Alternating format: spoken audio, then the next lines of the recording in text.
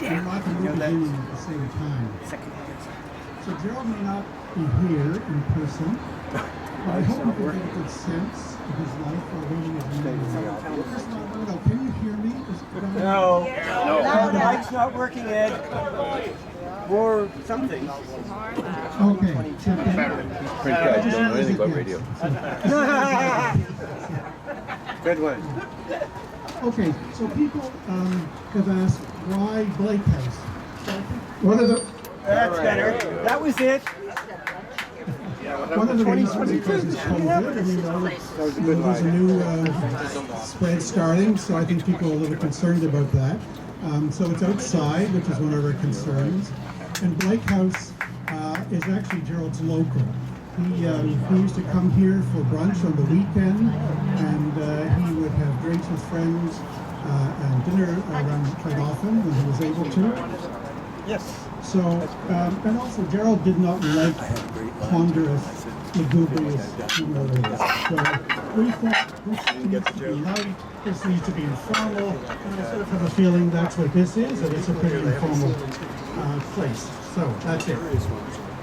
Still, I wish he'd been around to write about this event in his diary. As many people didn't know about this, but he kept a diary from 1992 to 2017. And the entries are very interesting kind of documents of the world we lived in. There are many social events he attended where he had very candid assessments of the people who attended them. And I have a feeling that this meeting, this event would have been one of those places that he would have wanted to have something interesting to say about people. So some of us, of course, felt he occasionally was a little too candid and clear-eyed in his assessments of people. He sometimes shared those comments with people he wrote about. And not surprisingly, a few of them felt a little singed by the comments. Gerald, of course, couldn't imagine why they might have been offending. He couldn't imagine it. So to prevent any more tender feelings being hurt, you won't get to read his diaries for 10 years. So Gerald agreed, although reluctantly, because he didn't believe in privacy, but he agreed to a 10-year hold on his diaries after we donate them to the archives. But I think you can still read a few choice assessments of people in his memoir to read it. So, in keeping with a light touch today, Jerry Oxford and I contemplated writing a piece of doggerel for this occasion. So you know what I mean by doggerel? Bad poetry that rhymes. This was a standard thing amongst our friendship circle that we did for people's birthdays. We'd write bad poems with bits of sharp, loving humor built into them. So Gerald loved participating in this doggerel writing, and he was quite often a target of it as well. Anyway, Jerry and I decided it was no fun for us to write something new for Gerald when he was not here to enjoy it. So we stopped that idea.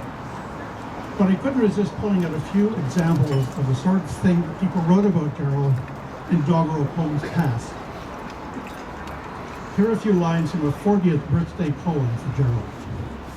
They took his prose to court to scrutinize its rhythmic lines, admiring it so much, in fact, they took it there 3 times.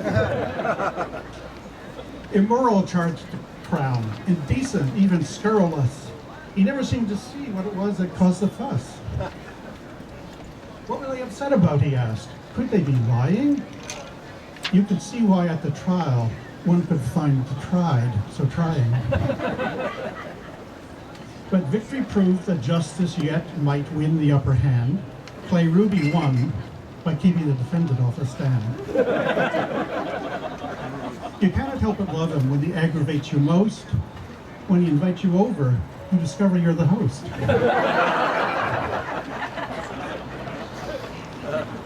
So Todd Sherman, a friend who couldn't be here today, wrote the Alphabetorium Hannonium for Gerald's 60th birthday. You'll find a copy downstairs where the photos are. And here are a few lines. And it's got mentioned in the Globe and Mail and the review yesterday, so it's now a bit famous. K stands for KY, colada, and cakes. L is for lunch, which is sex, but with drinks. M is for men, loving boys, loving men. N is for nothing of interest since then. O stands for opera, his latest career. P is the pain he inflicts on the ear. So these were all men in good fun, and Gerald loved giving them as well as getting them. So we don't want to spend too much time in reading from Gerald's memoir. Mark tells me you don't do that radio book sales, but I wanted to quote at least a little bit from his intro. In another bio note somewhere, he called himself a one-time altar boy, a sometime university teacher, a part-time sex worker, an occasional opera singer, and a full-time journalist. And this is his intro. I am, at least by reputation, a sex radical, gay activist dating back to the Cretaceous period, defender of pedophiles, defender of and participant in sex work, sometime porn actor and maker, shameless voyeur, know when to was safe with my binoculars in hand, perpetual sourpuss on the subject of gay marriage.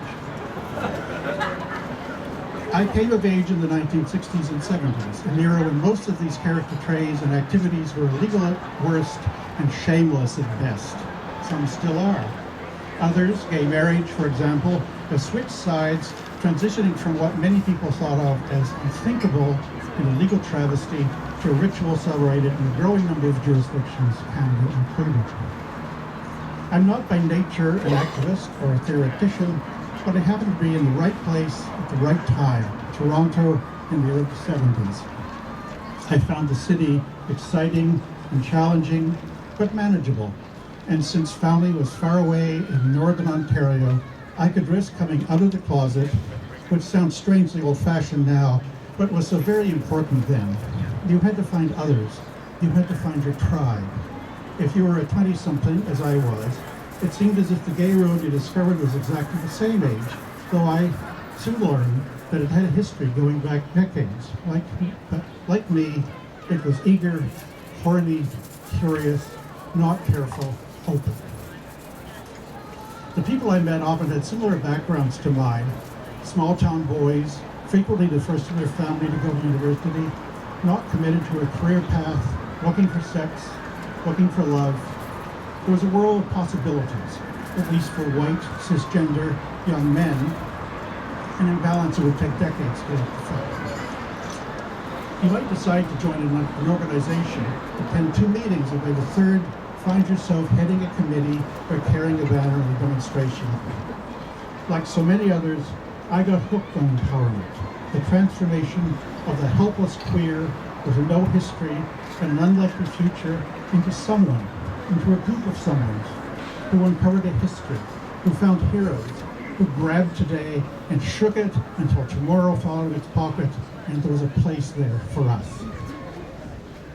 So Gerald had a way with words. I hope you'll find more of them when you read his memoir. So before I pass the mic on to others, I want to highlight a few people for thanks here. First of all, the guys here at Blight House who've done a good job of hosting this event.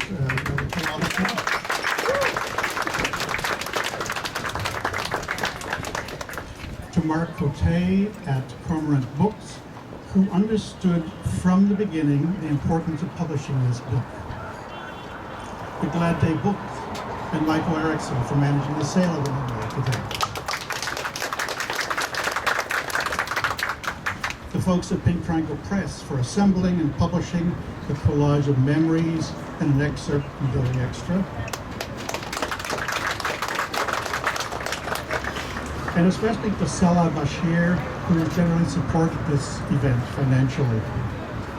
Salah couldn't be here. There's also a number of people who are involved in Gerald's last days that I want to acknowledge now. Bob Wallace, who lives next door, and who regularly brought him talking news when he was not up to cooking himself.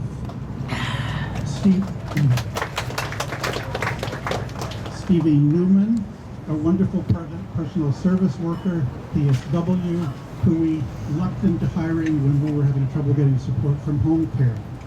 She was there.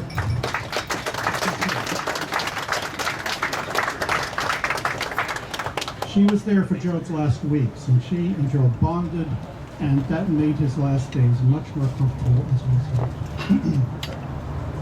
And Dr. Jean Marmorio, who was the doctor who helped during the process of May, medical assistance in dying. She brought just the right kind of professional calm, humor, and care that was needed for what was an intense process, both for Gerald and for those of us who attended.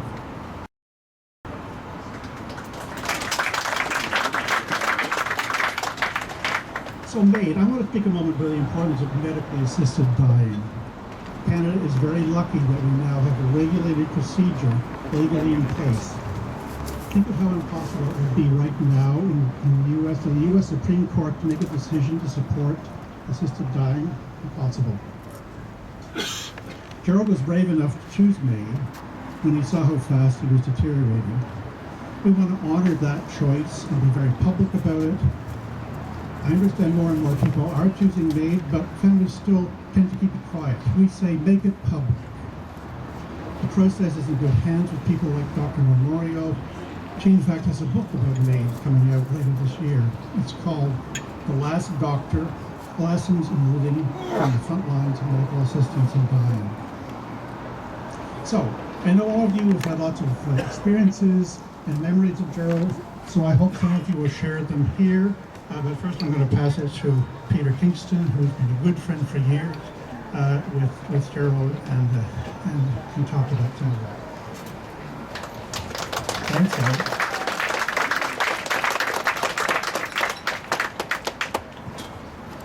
I didn't know how this was. I'm going to first bring up Ken Coker. There's Ken chatting today. Ken Popert, a very integral part, would you like to come speak? I'm asking you now.